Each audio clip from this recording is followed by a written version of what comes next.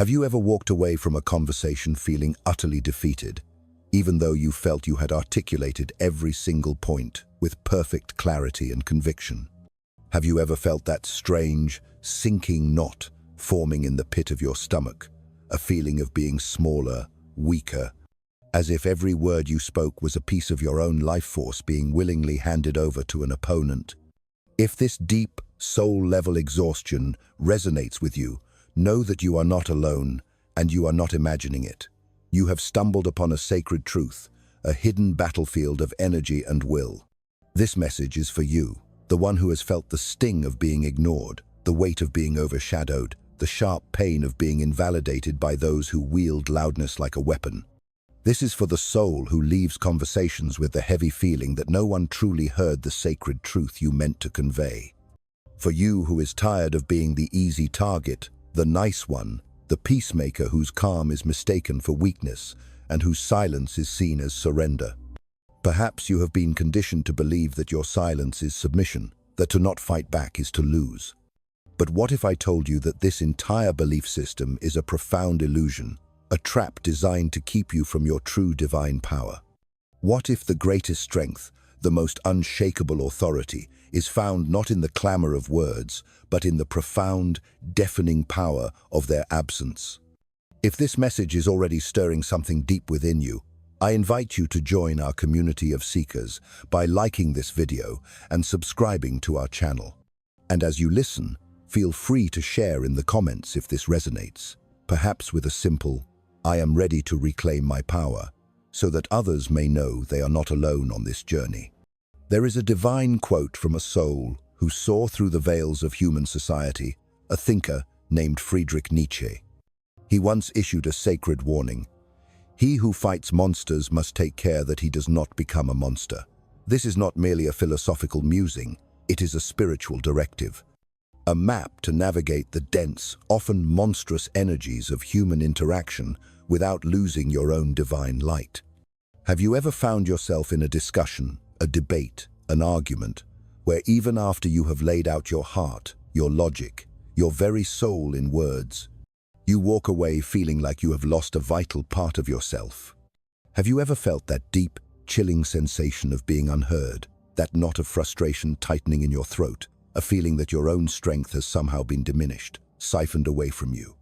This experience is a universal wound for those who carry a more sensitive, more perceptive frequency. It is the feeling of having your own inner light dimmed by the shadows of another's ego. Perhaps you find yourself constantly surrounded by people who operate on a frequency of noise, individuals who speak loudly not to communicate, but to conquer. They interrupt, they mock, they dominate every energetic space they enter, cloaking their deep-seated arrogance in the guise of confidence. Their words are not bridges for connection, they are weapons of control, tools to assert dominance and maintain a fragile sense of superiority. And maybe, deep down, in the quietest corners of your being, you have started to believe the illusion they project. Maybe you have started to believe that your thoughtful pause is a sign of weakness, that your choice to not engage in the chaos is a white flag of surrender. You may have felt that by not defending yourself with a barrage of words, you were somehow failing, that by not reacting to their provocations, you were losing a game you never even agreed to play. But I am here today to tell you, with all the certainty of the rising sun, that all of this is an illusion. It is a grand deception designed by the very fabric of our conditioned world, and you are now awakening to it. The truth, the deep, resonant, and unshakable truth, is that real power, divine and authentic power, has never resided in the chaotic symphony of spoken words. It has always, and will always, be found in their conscious and deliberate absence. True power is not in the shouting, it is in the silence. Nietzsche, a soul often misunderstood and misinterpreted, one of the most profound spiritual diagnosticians in history, saw something that very few have the courage to admit. He perceived a truth that cuts through the noise of the ego. He understood that those who talk too much are often the ones who reveal too much. They expose their insecurities, their fears, their desperate need for control with every unnecessary word they utter. Those who feel the desperate need to convince are, by their very nature, already at a spiritual disadvantage. They have already given their power away. The world as we know it teaches us a brutal and exhausting lesson. It tells us that we must fight for our space, that we must constantly explain ourselves, that we must build fortresses of words to defend our ideas and our very identity. It conditions us to believe that every conversation is a battle for the truth, a zero-sum game where one must win and another must lose. But Nietzsche, in his divine wisdom, proposes something entirely different, something radically more powerful. He reveals a path that is more subtle, more lethal to the ego, and infinitely more intelligent and aligned with the higher self. He believed, and I am here to remind you, that silence is not just a quiet space between sounds. It is not an empty void. It is an overwhelming presence. It is a frequency that vibrates at a level so high, it disrupts and disorients those who are accustomed to the lower vibrations of conflict and drama. Silence, when wielded with conscious intent, is a force that disconcerts. It destabilizes the very foundation of the ego-driven mind. It creates a space, a vacuum, where there is nothing for the aggressor to push against. And in that sacred void, they are forced to confront the only thing left in the room, themselves. This video is a divine message for you, for the soul who has constantly felt ignored, overshadowed, and invalidated by the noise of the world. It is for you, who so often leaves conversations with that lingering ache, the feeling that no one truly heard or understood the essence of what you were trying to say. This is for you, who is tired of being the easy target, the person who is always expected to be nice, the one who tries to keep the peace, while others take advantage of your calm and mistake it for passivity. Perhaps, until this very moment, you have confused your silence with submission. You have mistaken your inner strength for a weakness. But today, I will show you that your silence, the very quality you may have been taught to suppress, can be your most powerful and sacred weapon. Today, you will learn that true victory, the victory of the soul, does not come from winning an argument. It comes from never needing to enter one in the first place. Get ready to see silence in a new light, a divine light. Get ready to perceive it not as a mere absence of response, but as the definitive, final, and most powerful response of all. Let us dive deep into the sacred teachings of Nietzsche and discover how you can master any situation, command any room, and reclaim your divine authority without ever having to say a single word. Why do we feel it? That deep, primal, almost irresistible urge to respond to every challenge, to every provocation. Why do we feel such a desperate need to rebut, to correct, to prove to others, and perhaps most of all to ourselves, that we are right? The answer lies buried deep within our collective and personal conditioning.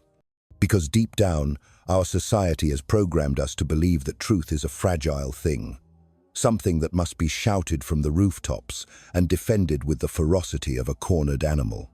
We have been taught, from a very young age, that our ideas, our beliefs, and our very sense of self must be constantly validated by the outside world, and that this validation is won through verbal combat. We have been conditioned to believe that if we remain silent in the face of disagreement, we are weak, that we are allowing others to triumph over us, to extinguish our light. But Nietzsche, with his soul-piercing clarity, saw this not as a sign of strength, but as a symptom of our deepest, most hidden weakness. He saw it as the ultimate expression of the fear of appearing weak. And what lies behind this pervasive fear? What is the engine that drives this desperate need for verbal warfare? It is the ego. It is a fragile, insecure ego that cannot bear the thought of being questioned, that cannot withstand the vibration of dissent. It is an ego that confuses disagreement with a personal attack, that perceives any challenge to its worldview as a threat to its very existence. And it is this fragile ego that turns every potential conversation, every opportunity for connection and understanding, into a brutal and draining battlefield. Nietzsche declared that most people, when they argue, are not on a quest for truth. They are on a quest for power. They are desperately seeking to reaffirm their own fragile beliefs, not because those beliefs are solid and unshakable, but precisely because they are not. They speak to convince themselves as much as they speak to convince others. If their beliefs were truly integrated, if they were a core part of their being, they would not require such loud and constant defense. Everything they say, every point they make, is a desperate attempt to patch the cracks in their own insecure foundation. Argumentation, in this sense, is not a tool of wisdom. It is a defensive armor, a shield wielded by a terrified ego. It is a desperate, primal cry from the part of us that fears it will dissolve if it is not constantly reinforced, constantly validated, constantly proven right. So, you must understand this divine truth. The very moment you feel compelled to justify your position, to enter into the game of proving your point, you have already stepped onto their battlefield. You are already playing their game, and in the spiritual sense, you have already lost. Because the simple, desperate need to justify your position reveals a profound truth. It shows that you are still trapped in the web of wanting to be accepted, needing to be validated, and yearning to be understood by others. You are still operating from a place of seeking external approval, which is the very definition of giving your power away. Nietzsche called this phenomenon the herd morality. It is the invisible code of conduct for the masses, the unspoken agreement to live under the constant shadow of others' expectations. It is the behavior of those who derive their sense of self-worth from the approval and applause of the crowd. They want to be seen as good, as correct, as just, not according to their own inner compass, but according to the ever-shifting standards of the herd. And this quest for approval, this relentless search for validation from others, is precisely what keeps you weak. It is the chain that binds you to a lower frequency of existence. True strength, as Nietzsche taught, the kind of strength that emanates from the soul, lies not in convincing others of your truth. It lies in not needing to convince them at all. It is in holding your vision, your frequency, your sacred inner knowing, with such unshakable conviction that it remains steadfast even in the face of laughter, criticism, and outright rejection. It is in being so rooted in your own being that the storms of others' opinions cannot move you. It is in being misunderstood and remaining perfectly, serenely, and powerfully unshaken. What Nietzsche proposes to us is a type of power that is not measured in the fleeting victories of verbal sparring, but in the profound and eternal victory of internal mastery. It is a power that comes from the divine ability to remain calm, centered, and sovereign, while everyone and everything around you is descending into chaos and losing control. It is a power that grows not when you react, but when you stop reacting. If you truly want to win the game of life, if you truly want to operate from a place of authentic power, you need to understand this fundamental shift in perception. The game of discussion, as it is played by the majority, is a theater, a performance of egos. And the first person to stand up, to rush onto the stage to act out their part, has already lost their center, their power, their peace. Nietzsche knew that the reactive mind, the mind that instantly jumps to defend and justify, is a subjugated mind.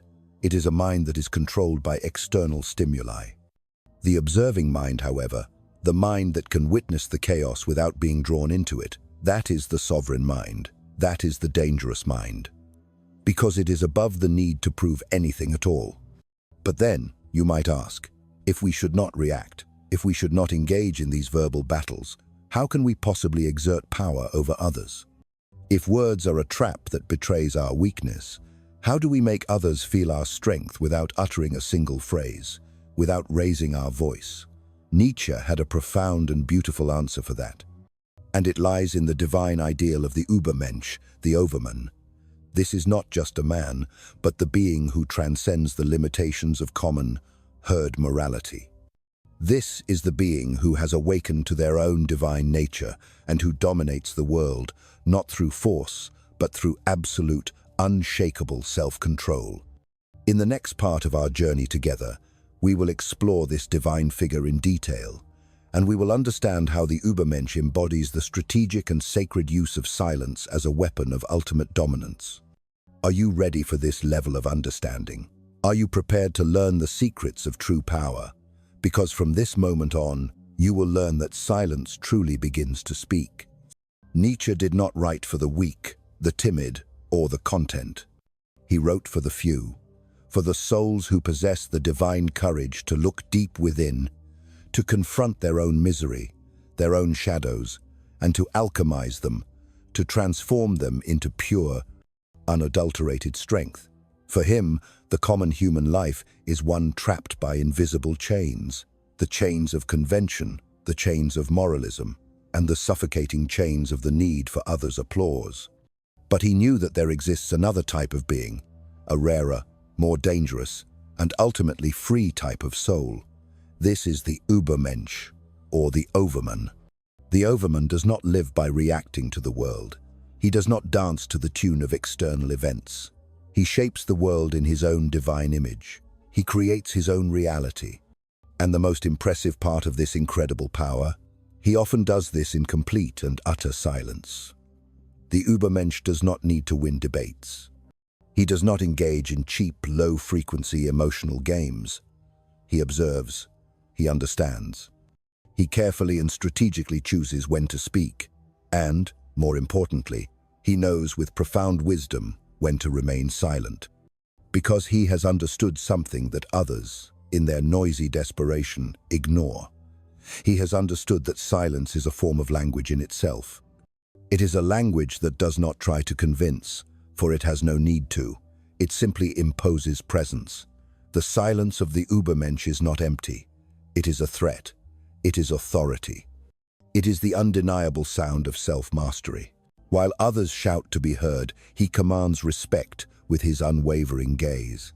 While others rush to explain themselves, he observes and, in his silence, reveals the weaknesses of others.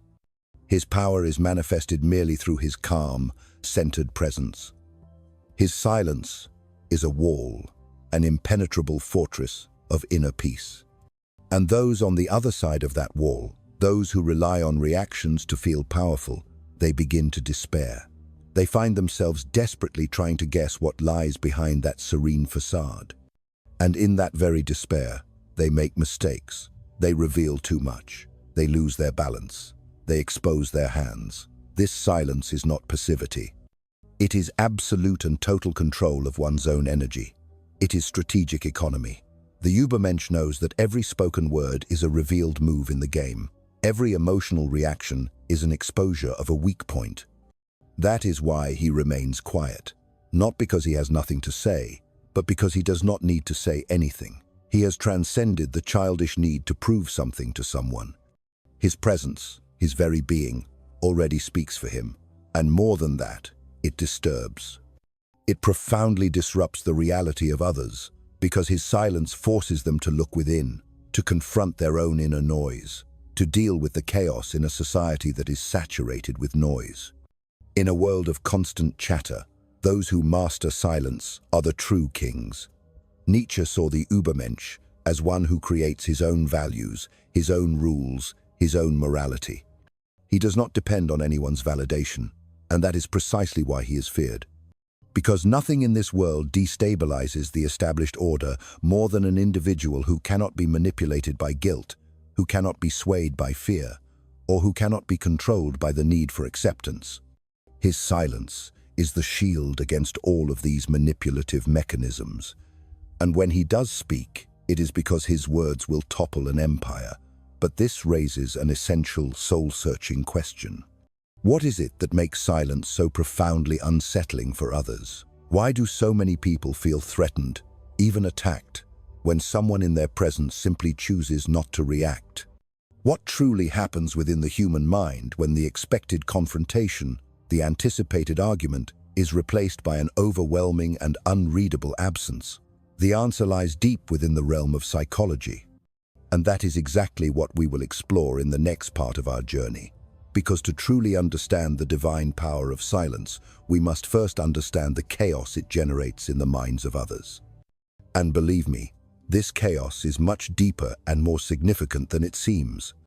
Silence is not just the absence of sound, it is a mirror. And what it reflects back to many people is unbearable.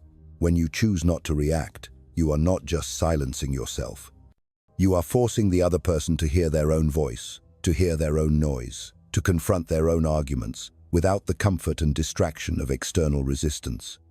And that, to the fragile ego, is destabilizing. It is terrifying, because most people do not speak to express themselves. They speak to protect themselves, to convince themselves, to hide the deep emptiness that exists between what they say and who they truly are. And then, when you remain silent, their disguise, their carefully constructed mask, falls away. Social psychology has already shown that in confrontational situations, silence is often perceived as judgment. It doesn't matter if you are just listening with an open heart. The speaker, trapped in their own egoic loop, begins to feel exposed, insecure.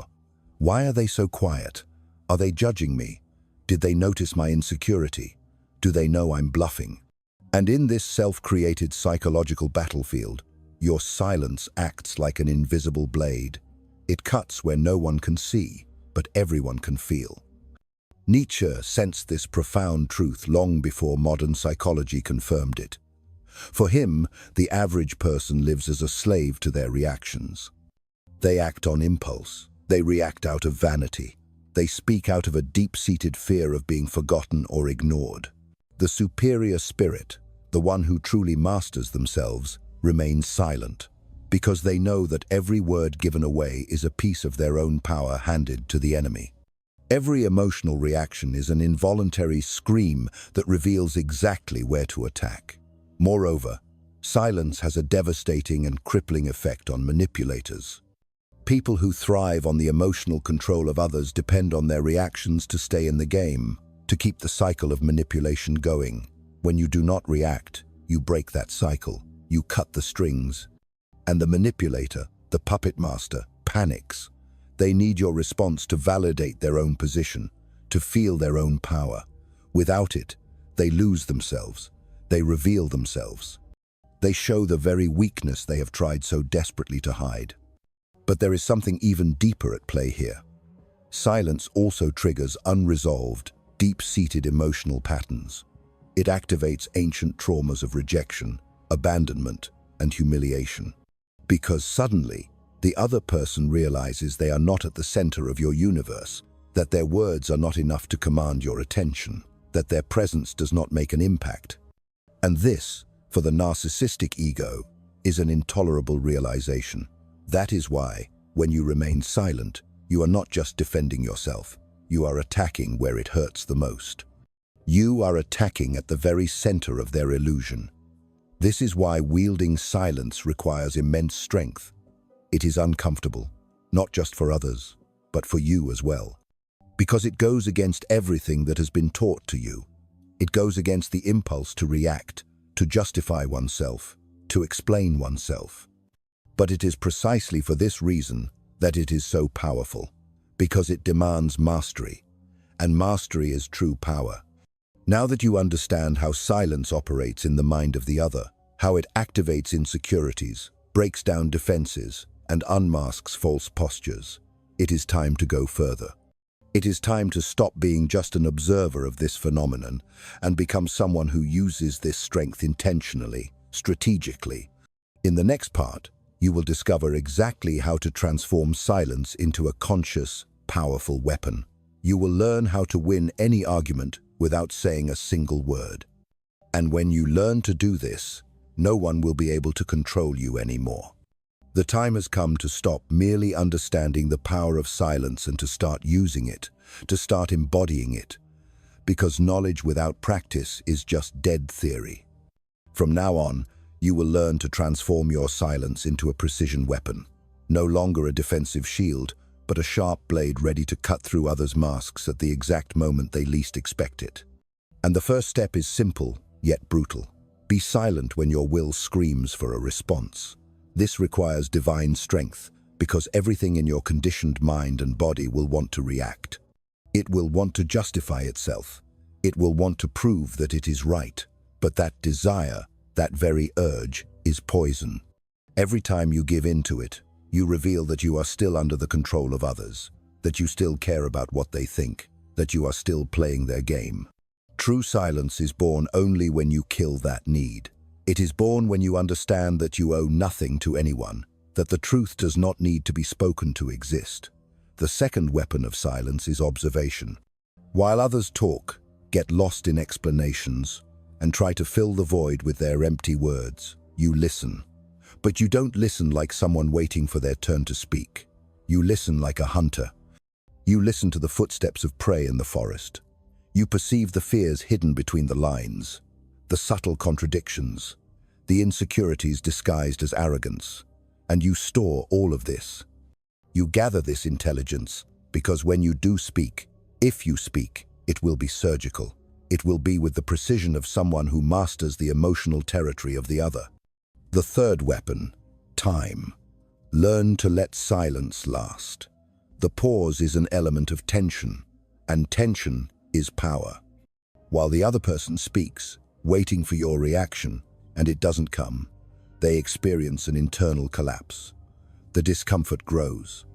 Their mind begins to fill the void with their own assumptions, their own fears, their own paranoia. A simple look from you, accompanied by a profound silence, can have more impact than 10 well-formulated sentences. The fourth weapon, unpredictability. When you master silence, you become unpredictable. And the unpredictable is always feared, because people don't know what to expect from you. And when they don't know what to expect, they lose the advantage. They become cautious. They start measuring every word. You invert the logic of interaction. From being reactive, you become the gravitational center of the conversation. At this point, silence is not absence. It is pure dominance. But be careful. Do not confuse this strategic silence with passivity. Nietzsche was never an advocate of weakness. The silence we are talking about here is active. It is tense. It is charged with intention and will. You are not withholding. You are preparing. You are choosing. You are positioning yourself with a kind of strength that doesn't need to be displayed to be felt. And when the right moment comes, the moment when silence has already said everything it needed to, you can speak. A single sentence, a precise comment, something that ends the discussion not because it was louder, but because it was truer, deeper, more undeniable. But this brings us to an even more delicate and profound issue, because up to this point, we have talked about how to use silence to win. But there are moments when the game is not just about winning. It's about emotionally surviving. There are situations where people are not just debating with you, they are using you, manipulating you, draining you of your life force. And you, without even realizing it, are giving away your power every single day. You are being dominated without a single word needing to be spoken. And that's where the darkest point of this journey comes in. When silence is no longer a strategy, but a silent scream from someone who has lost control of their own life. In the next part, we will expose this truth. We will show how you may be being used and not even realize it. Because while you think you are avoiding conflicts, someone may be building an empire on your silence. And Nietzsche already knew that. Is there anything more perverse, more spiritually debilitating than being silenced? Not by force, but by your own conditioning. It is being programmed by society to think that your silence, your submission, is your only option. That swallowing your anger, conceding in discussions, and avoiding conflict at all costs is somehow synonymous with maturity. It is believing that remaining silent is a sign of balance. But what if I told you that this could be a trap? That many times, this type of silence is not wisdom at all. It is disguised submission. Nietzsche saw this with brutal, unforgiving clarity. What you call peace, he would say, is often just your domesticated surrender. Have you noticed how some people, almost instinctively, take advantage of your calmness, your ability to listen? They prey on your desire to overlook, to avoid confrontation. They push their ideas, impose their wills, and occupy spaces that were once yours. And you let them. You convince yourself that it's not worth fighting, that it's better to maintain harmony, that it's not that big of a deal. But the truth is, you are paying a very high price for this false peace. And the worst part? You are being used by those who understand, on an intuitive level, that you will never react. Nietzsche spoke of the morality of slaves. that value system constructed by the weak to survive in a world dominated by the strong. It is the morality of resignation, of guilt, of being nice, an invisible code that teaches you to nullify yourself, to diminish yourself, or to conform, and to still feel virtuous for it. But Nietzsche did not write for those who resigned themselves. He wrote for those who dare to break these chains, for those who realize they are being used and decide to stop participating in their own submission. When you accept this type of silence, the one that swallows you from within, you are surrendering your power without even realizing it. You are being shaped by the expectations of others. You are no longer yourself. You are what others need you to be. And this is the absolute opposite of what Nietzsche called the will to power. Because the true will to power is not to shout. It is not to dominate others. It is to dominate oneself. It is to regain control of your own narrative. It is to be silent, not because you are afraid, but because you owe nothing to anyone. This silence of submission needs to die. And in its place, the silence of presence must be born. The one that does not bend, that does not humiliate, that does not apologize for existing. The one that stands up amidst chaos and, without saying a word, changes the course of the situation. This is the silence that Nietzsche would respect. The silence of the individual who has become the master of themselves. But how do you reach this level? How do you move from being manipulated to being the master of your own presence? How do you kill the herd morality within you and be reborn as someone who imposes authority even when silent? The answer lies in the most powerful figure of Nietzsche's philosophy, the Übermensch. We have already talked about him. Now, it is time to understand how to become one. In the next and final chapter, you will discover what it takes to embody this new type of human being, because the world does not need more talkers. It needs those who master silence and reign with it. We have reached the final point of our journey, the moment of ultimate awakening. And now, I need you to understand one thing with all the clarity and power your soul can muster. Silence is not absence. It is not emptiness. It is not a space between sentences. True silence is pure presence. It is mastery. It is the sign that you are no longer reacting to the world. You are shaping it with your mere existence. Nietzsche never wrote for those who are content to survive. He wrote for those who want to transcend.